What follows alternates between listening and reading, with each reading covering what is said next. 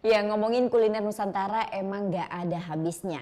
Seperti kuliner yang satu ini namanya klapertus.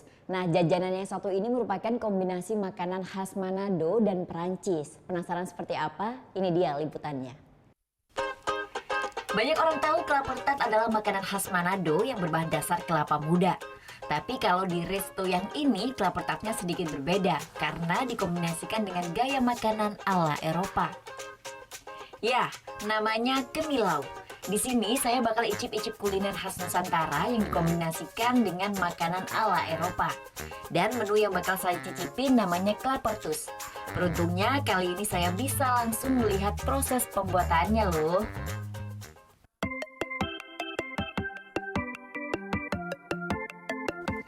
Tak jauh berbeda dengan bahan-bahan untuk membuat klapertat, bahan membuat klapertus ini pun terdiri dari kelapa muda, tepung, susu, santan, margarin, almond, dan kismis sebagai pelengkap.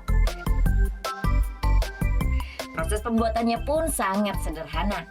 Mulanya kita hanya perlu mencairkan margarin dengan api kecil, kemudian masukkan semua bahan seperti tepung, gula, santan, susu, kelapa muda, dan adonan telur.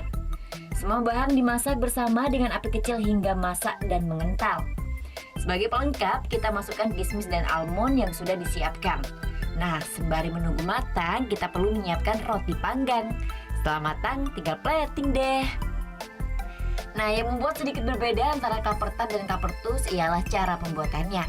Jika biasanya klapertat identik dengan dipanggang, klapertus cukup dimasak biasa sehingga lebih mudah untuk dipraktikkan di rumah. Sebenarnya terinspirasi dari French toast dari Prancis, berupa roti yang dilamuri sama susu sama telur, terus di French sampai agak coklat, terus di-combine bersama dengan klapertus atau klapertart yang berasal dari Manado, yang sebenarnya itu di-bake, bukan dimasak setengah matang. Tapi yang untuk klapertus kita masak itu dengan cara setengah matang. Yang signifikan itu dirasa karena ini dicampur dengan roti, jadi rasanya itu pasti beda jauh. Lebih ada percampuran rasa dari Prancis bercampur dengan rasa lokal Manado untuk klapertartnya.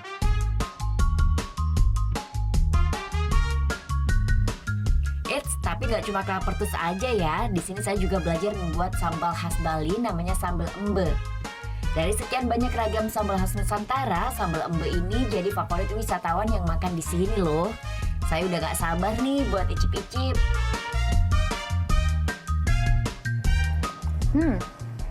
Ya, jadi dua menu yang ada di depan saya ini semuanya adalah khas dari masakan Nusantara. Cuma yang berbeda adalah kombinasi dari segi tampilannya saja, jadi terlihat sangat menarik ya.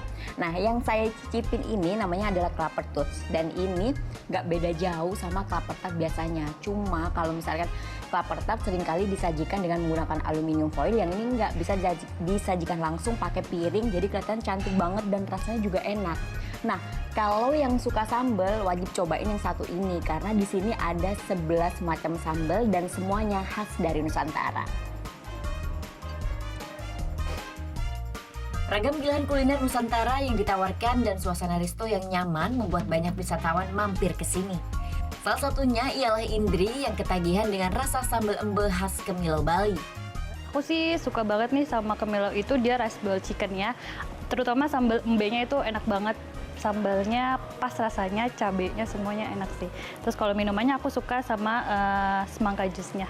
Suasananya juga enak sih di sini, nggak terlalu rame banget dan kayak lebih hening sih. Berada di kawasan wisata Canggu, resto yang satu ini bisa jadi referensi untuk Anda yang ingin menikmati kuliner Nusantara di Pulau Dewata Bali. Harga yang ditawarkan pun cukup terjangkau.